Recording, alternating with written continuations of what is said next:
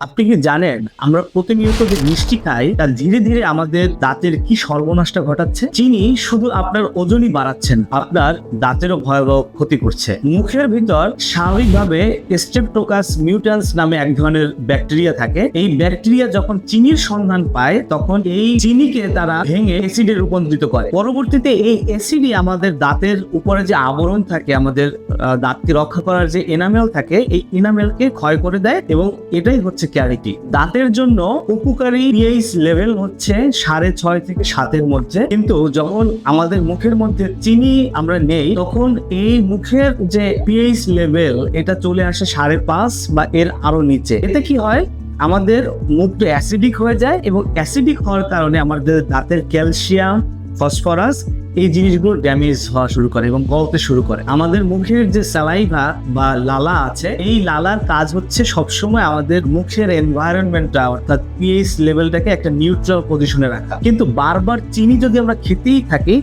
এই লালাও একসময় অকার্যকর হয়ে যায় এবং আমাদের মুখের পিএইচ লেভেলের ব্যালেন্সটা ঠিকভাবে রাখতে পারে না। ওয়ার্ল্ড হেলথ অর্গানাইজেশন এবং হার্ভার্ডের রিসার্চ বলছে প্রতিদিন কেউ যদি স্রেফ 5টা চামচ চিনি, অর্থাৎ এই চিনিটা শুধু চামচে হিসাব করলে হবে না, আমরা প্রতিনিয়ত যে খাবারই খাচ্ছি না কেন তাতে কিন্তু কম বেশি চিনি রয়েই যাচ্ছে। তো সেই হিসাব মতে যদি 25 গ্রাম চিনি কেউ মুখ দিয়ে প্রবেশ করায় অর্থাৎ দেহে ঢোকে, তাহলে তার দাঁতের ক্ষয়ের আশঙ্কা বহু অংশে বেড়ে যায়। শিশুরা দিনে যত বেশি পরিমাণে চিনিযুক্ত খাবার খায় তাদের দাঁতেরও ক্ষয় অত বেশি দ্রুত কিন্তু হওয়া শুরু করে। শিশুদের দাঁত ভাঙা বা পচা, এতে বাচ্চাদের আত্মবিশ্বাস নষ্ট হয়। যারা অ্যাডাল্ট হয়েছে তাদের দাঁতের যদি ক্ষয় হয় তাদের কর্মস্থলে কনফিডেন্স লেভেলটা কম হয়। বড়দের দাঁতের যদি ব্যথা হয় সেক্ষেত্রে তার কাঁধের প্রতি তার মনোযোগ কমে যায় এবং দিন শেষে তার চিকিৎসার যে ব্যয় সেটা কিন্তু বাড়িয়ে দিবে। আর এই ছোট ছোট ক্যান্ডি, চকলেট, এই নানান ধরনের এই যে মিষ্টি জাতীয় খাবারগুলোই একসময় চিরজীবনের ভয়ের কারণে পরিণত হয়। তাহলে কি সমাধানের কোনো পথ নেই?